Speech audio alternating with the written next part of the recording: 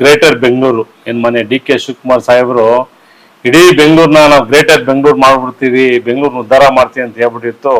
ಹಲವಾರು ಯೋಜನೆಗಳು ಮಾಡಿದ್ರು.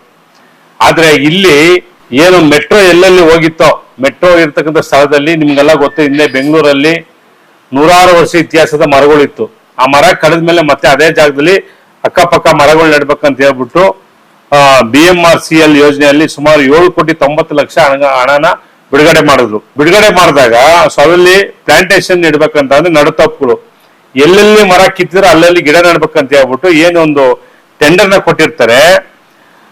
GBR ಕಮಿಷನರು, ಸೊ ಉಪ ಅರಣ್ಯ ಸಂರಕ್ಷಣಾಧಿಕಾರಿ ಅಂದ್ರೆ DF ಸುದರ್ಶನ್ ಅಂದ್ಬಿಟ್ಟು ಇವರ ಅಡಿಯಲ್ಲಿ ಸಾಕಷ್ಟು ಏನು ಈ ಒಂದು ಕೆರಡೆ ಏನ್ ಟೆಂಡರ್ನ ಕರೆದ್ಬಿಟ್ಟು ಅವರೆಲ್ಲ ಗಿಡ ನೆಡಬೇಕು. ಅದಾದ್ಮೇಲೆ ಅದು ಸಂಬಂಧಪಟ್ಟಂತ ಎಲ್ಲ ಫೋಟೋಸ್ ಮತ್ತೆ ದಾಖಲಾತಿ ಕೊಡಬೇಕು.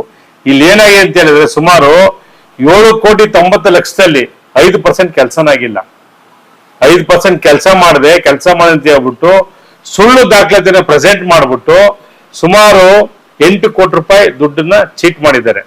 ಸೊ ಇದ್ರ ವಿಚಾರವಾಗಿ ನಾವು ಆಲ್ರೆಡಿ DFಗೆ ಕಂಪ್ಲೇಂಟ್ ಕೊಟ್ಟಿದ್ದು. ಆಲ್ರೆಡಿ ನಿಮ್ಮ ಇಲಾಖೆಯಲ್ಲಿ ಈ ತರ ಎಲ್ಲ ಫೋರ್ಜರಿ ಆಗಿದೆ, ಅನ್ಯಾಯ ಆಗಿದೆ, ಚೀಟಿಂಗ್ ಮಾಡೋರೆ ಅಂತ ಹೇಳ್ಬಿಟ್ಟು ನಾವು ಹಣ ಬಿಡುಗಡೆ ಮಾಡ್ಬಿಡಿ ಅಂತ ಹೇಳಿ ಕಂಪ್ಲೇಂಟ್ ಕೊಟ್ಟಾದ್ಮೇಲೆ ಸಹ DF ಅವರು 1 ಕೋಟಿ ಹಣನ ಬಿಡುಗಡೆ ಮಾಡಿದ್ದಾರೆ. ನಮ್ಮ ಒತ್ತಾಯ ಎಷ್ಟೇ, ಇವತ್ತು ಮಾನ್ಯ ಉಪಮುಖ್ಯಮಂತ್ರಿಗಳು ದಯವಿಟ್ಟು ಈ ಒಂದು BMRC ಅಡಿಯಲ್ಲಿ ಬಂದಂತ 7,90,00,000 ಹಗರಣ ಆಗಿದೆ, ಕೂಡಲೇ ಆ ದುಡ್ಡನ್ನ ಸರ್ಕಾರ ಮುಟ್ಕೋಲ್ ಹಾಕಬೇಕು.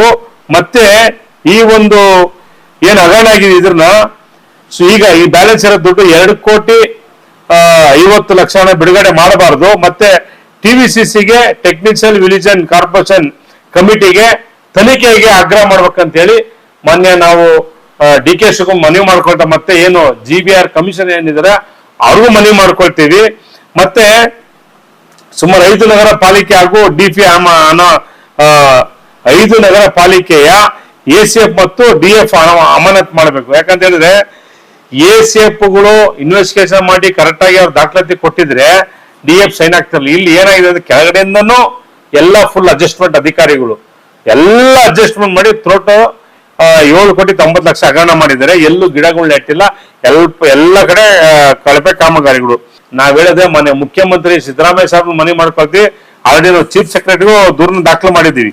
ಆಯ್ತಾ, ಮಾನ್ಯ ಮುಖ್ಯಮಂತ್ರಿ ಆಪ್ತಕಾರಿ ಚೀಫ್ ಸೆಕ್ರೆಟರಿ ಮಾಡಿದ್ದೀವಿ, ಮತ್ತೆ DK ಶಿವಕುಮಾರ್ ಅವ್ರಿಗೂ ಮಾಡಿದ್ದೀವಿ ಕಂಪ್ಲೇಂಟ್ ನ, ಮತ್ತೆ BBMP GBR ಕಮಿಷನರ್ಗೂ ಮಾಡಿದ್ದೀವಿ.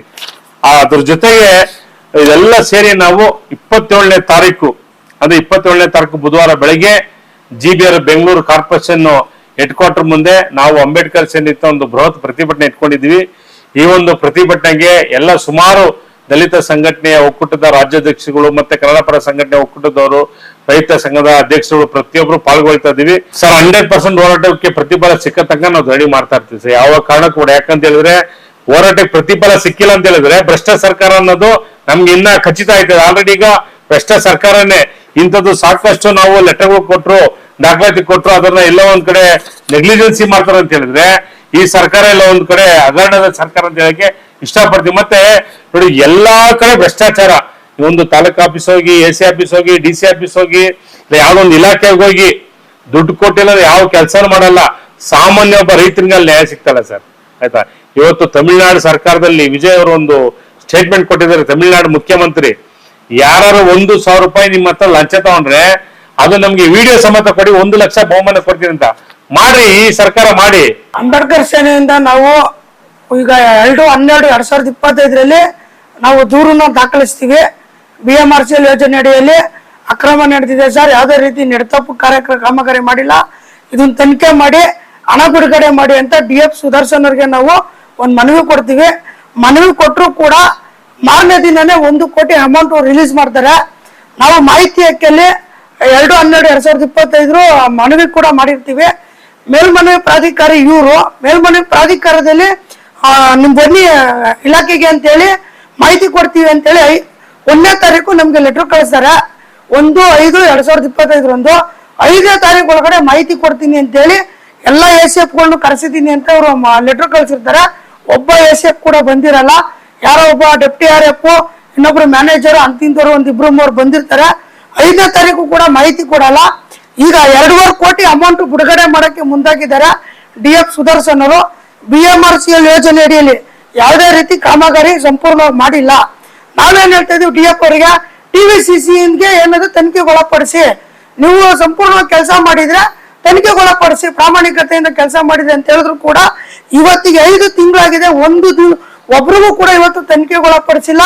ಹಾಗೂ BMRCL ಯೋಜನೆ ಅಡಿಯಲ್ಲಿ ಅಕ್ರಮ ನಡೆದಿದೆ ಅನ್ಸುತ್ತೆ ಸತ್ಯ. ಇದು ಒಂದು ತನಿಖೆಗೊಳಪಡಬೇಕು. ಇಲ್ಲ ಅಂದ್ರೆ 27ನೇ ತಾರೀಕು ರಾಜ್ಯಾಧ್ಯಕ್ಷರ ನೇತೃತ್ವದಲ್ಲಿ ಒಂದು ಹೋರಾಟ ಇಟ್ಕೊಂಡಿದ್ದೀವಿ. BBMP ಮುತ್ತಿಗೆ ಮಾಡಿ ನಾವು ಹೋರಾಟ ಮಾಡ್ತೀವಿ ಅಂತ ಮನವಿ ಮಾಡ್ಕೋತೀವಿ. ಕರುನಾಡು ಟೈಮ್ಸ್ ಚಾನೆಲ್ನಲ್ಲಿ ಸುದ್ದಿ ಮತ್ತು ಜಾಹೀರಾತು ನೀಡಲು ಈ ನಂಬರ್ಗೆ ಕರೆ ಮಾಡಿ.